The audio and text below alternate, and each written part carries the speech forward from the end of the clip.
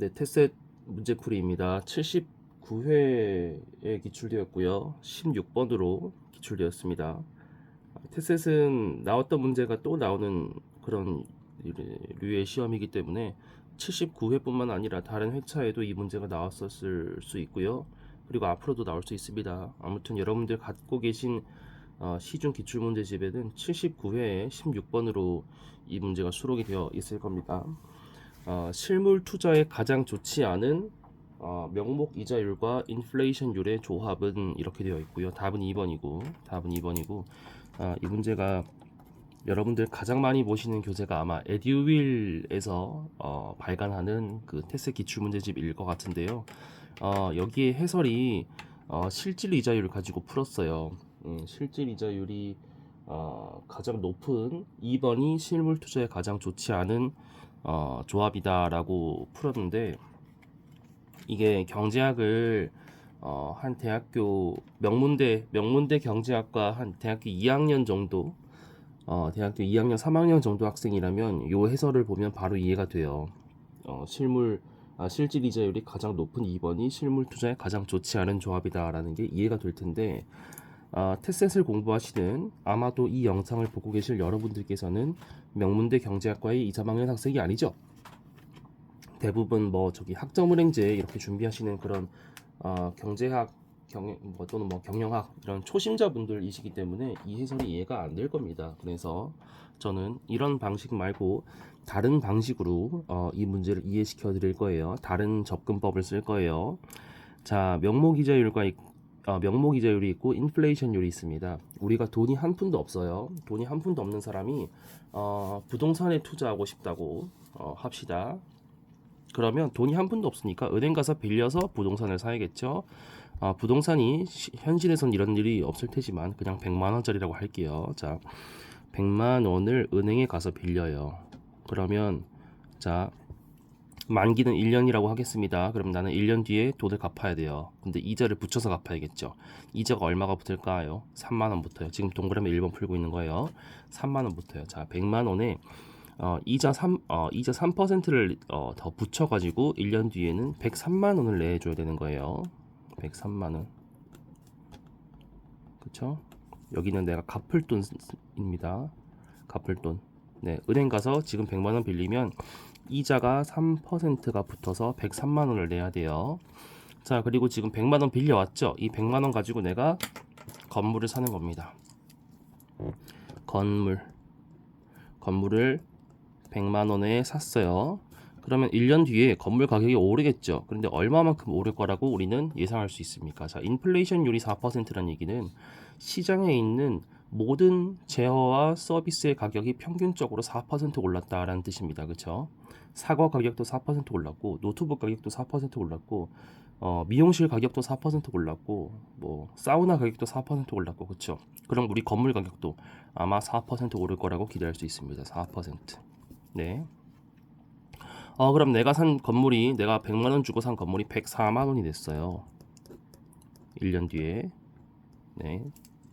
자, 그러면 1년 뒤에 이제 돈 갚아야 되죠. 돈 갚을 때 어떻게 갚아야겠어요? 이 건물 팔아가지고 갚는 겁니다. 건물을 팔아요. 건물을 팔면 나는 현금을 얼마를 쥐어요? 104만 원을 쥐죠. 104만 원을 쥐고 은행에다가 103만 원을 갚으면 됩니다. 나는 104만 원을 쥔 다음에 103만 원을 갚았으니까 나한테는 만 원이 남아요. 네, 만 원이 남아요. 나는 이러한 실물 투자, 건물이라는 어떤 실물 자산에 투자를 해서 나는 1만 원을 남겨 먹었다는 뜻입니다. 동그라미 2번 가볼까요? 똑같이 우리 사례선 전부 다 100만 원, 다 100만 원 빌리는 사례예요. 글씨가 좀 안 이쁜 건 이해 좀 해주세요. 제가 이거를 세워놓고 찍고 있어가지고 팔이 이렇게 꺾여서 지금 쓰고 있습니다. 자, 동그라미 2번. 자, 은행 가서 100만 원을 빌립니다. 그러면 나는 이제 1년 뒤에 101만 원을 갚아야 돼요. 왜? 이자율이 1%니까. 은행 가서 돈 빌리고 돈 갚고 이럴 때 적용되는 이자율은 다 명목 이자율이에요. 명목 이자율. 그래서 1% 이자가 붙어서 100만 원을 내고 은행에는 1년 뒤에 101만 원을 갚기로 했습니다. 그리고 나는 여기서 빌린 100만 원 가지고 건물을 100만 원에 사는 거죠. 그리고 1년 뒤에 건물 가격이 얼마가 되어 있을까요? 인플레이율이 0%래요. 네, 시장에 있는 여러 모든 재화와 서비스의 가격이 평균적으로 0% 올랐다. 안 올랐다는 뜻이죠? 네, 0% 올랐어요. 그럼 내 건물도 가격이 안 올랐을 겁니다. 그래서 여전히 100만 원인 거예요. 자, 나는 이제 1년 뒤에 건물을 갚아야 돼. 건물에 건물에 갚는 게 아니라 은행에 돈을 갚아야 돼요. 은행에 돈을 갚는데 요 건물을 팔아 가지고 돈을 갚을 겁니다. 자, 건물을 팔았어요.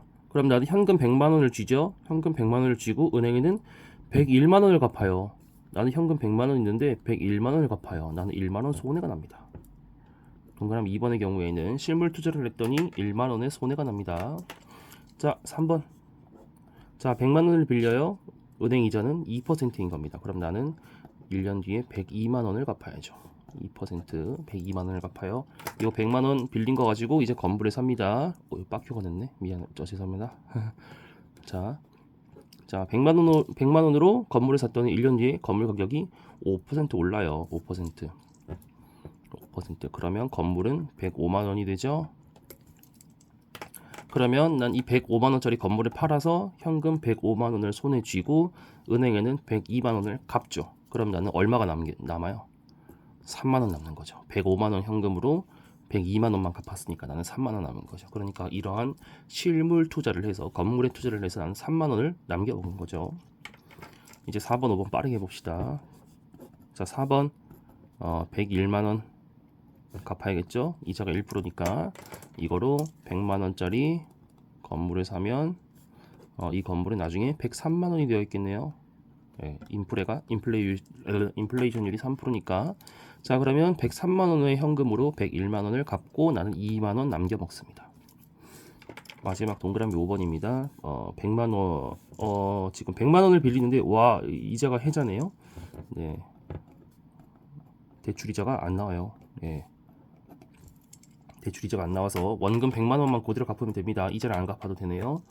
자, 그러면 요 빌린 100만 원 가지고 부동산에 투자를 했더니 2%의 가격 상승이 있었어요. 그럼 내 건물은 이제 102만 원입니다.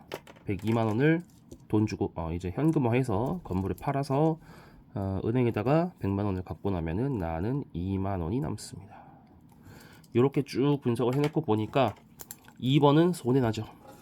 2번은 손해나고 나머지는 돈을 다 얼마씩 남겨 먹습니다. 그래서 실물 투자에 가장 좋지 않은 조합은 2번이다. 이렇게 푸시는 것이 경제학을 공부하시는 초심자 입장에서는 저는 가장 이해하기 쉬운 방법이라고 생각해요. 제가 여기 에듀윌 교재에 있는 것처럼 실질 이자율이 가장 높은 2번이 실물 투자에 가장 좋지 않은 조합이다라고 풀 수도 있어요. 근데 이렇게 풀려면 제가 이 유튜브 영상을 몇 분을 찍어야 될지 감이 안 옵니다. 엄청 오랫동안 설명을 해야 되고 그렇기 때문에 초심자분들은 이렇게 이해하시는 게 가장 좋을 거라고 저는 생각합니다. 이게 제가 드린 설명이 틀린 설명도 아니에요. 저는 틀린 설명이 아니라 맞는 설명이고 그걸 좀 더 직관적으로 설명드린 거예요. 네, 그래서 이렇게 보시는 것이 초심자분들한테 맞다는 설명 드리면서 마치겠습니다.